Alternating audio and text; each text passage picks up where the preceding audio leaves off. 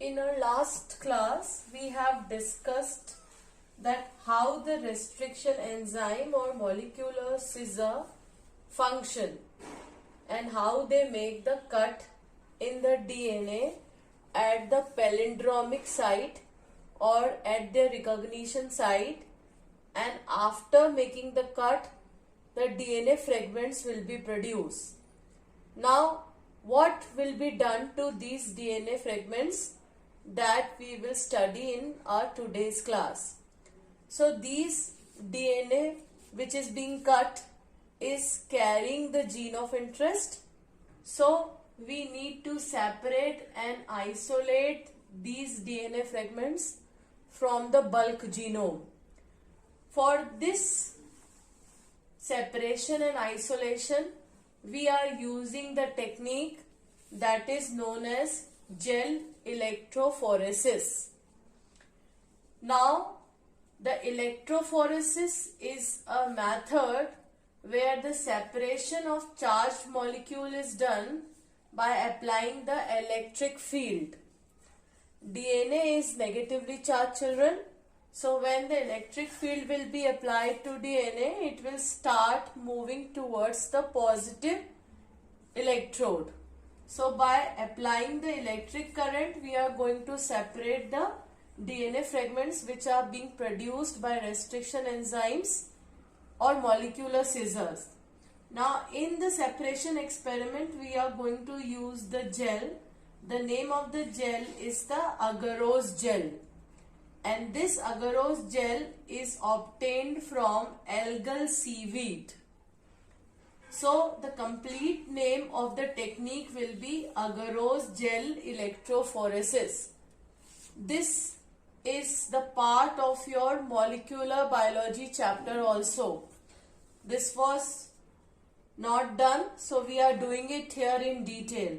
So now let us learn the technique of agarose gel electrophoresis, which is used for separation and isolation of DNA fragments in detail. Okay? Now we are going to discuss the agarose gel electrophoresis method in detail. Now in this method, the DNA fragments which are produced by a restriction enzyme are separated, and the method involves the passing of separated DNA fragments under the effect of electric current, and as a result of passing of electric current, the negative DNA fragments are going to move towards the positive electrode, that is the anode. Now we are using the agarose gel for the separation. So let us learn that how the matrix is prepared.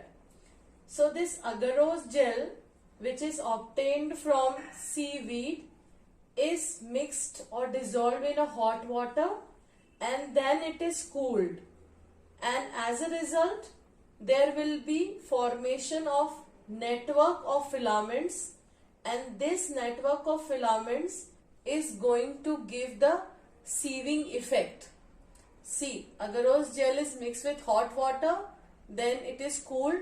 When cooled, the filaments of this gel are going to produce a sieve-like structure, and after that the DNA fragments are allowed to pass through this sieve under the electric current. So what will happen?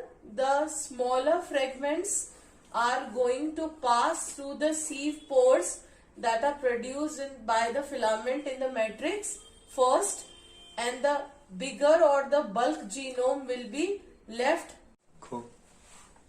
Now after moving from the agarose gel filament, the separated fragments need to be isolated. So for isolation, they are stained with the stain, that is ethidium bromide, and after staining they are exposed to ultraviolet radiations and or UV rays, and when you see them under UV rays, they will be appearing in the form of orange color bands. These orange color bands are still in the agarose gel matrix only, and from there they need to be isolated and separated, and they are isolated and separated by using the technique that is known as elution. Now after elution, the purified DNA is available, and this DNA is further used in the genetic engineering for making the recombinant DNAs by ligating it to the vector, then transferring it to the host, and by cloning of the gene of interest. So this is the complete technique of agarose gel electrophoresis. The same technique is used for the DNA fingerprinting also. In the DNA fingerprinting also, the DNA samples are isolated and the separation is done by the same method. So this is the technique where under the effect of electric current, the DNA, which is a genetic material, is isolated or separated. Okay, children? Okay, so let us revise the topic again. The separation is done by using the agarose gel, by applying the electric field to the gel, and which is having the anode and cathode. DNA being negatively charged is going to move towards the positive electrode, that is the anode. So whatever DNA fragments are separated by cut by the molecular scissor or recombinant DNA, they will be moving towards the positive side. Now after the separation, they are further stained.